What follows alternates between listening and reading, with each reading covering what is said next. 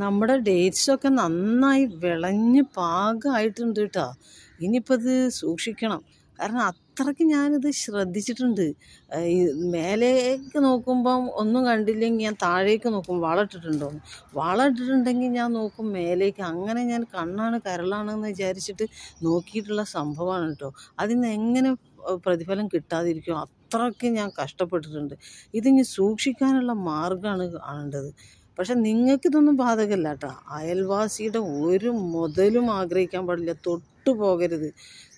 ആഗ്രഹിച്ചിട്ട് കാര്യമില്ല, കിട്ടില്ല.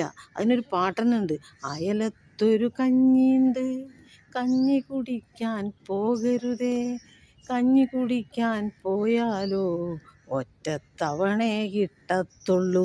ഒറ്റത്തവണ കിട്ടിയാലായി, വാതിൽ കൊട്ടി അടച്ചിട്ടുണ്ടാവും പിന്നെ രണ്ടാമത്തെ തവണ നോക്കുമ്പോൾ. അപ്പോൾ യാതൊരു കാരണവശാലും അയൽവാസിയുടെ എന്നല്ല, ഒരു പ്ലാവിൻ്റെ ഇല കമഴ്ന്ന് കിടക്കണ പ്ലാവിൻ്റെ ഇല മലർത്തിയിടാൻ പോലും ശ്രമിക്കരുത്.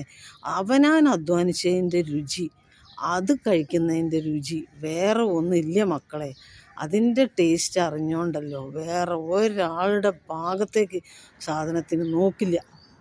അപ്പം ഞാൻ എന്ത് പറഞ്ഞു എന്നതെന്ന് വെച്ചാൽ, ഇനിയിപ്പോൾ ഇത് സൂക്ഷിക്കാൻ എന്ത് ചെയ്യും? ഈ ഡേറ്റ്സൊക്കെ സൂക്ഷിക്കണമെങ്കിൽ വല്ലാത്ത കഷ്ടപ്പാട് അത്രയും ഉണ്ടായിട്ടുണ്ട് ഇപ്പോൾ. പക്ഷെ എനിക്കൊരു ഐഡിയ തോന്നുന്നു.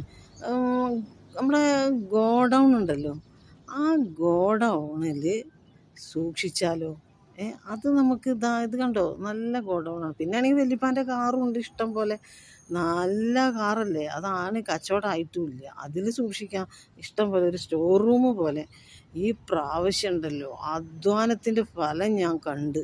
അത്രയ്ക്ക് വിളവാണ് ഉണ്ടായിട്ടുള്ളത്.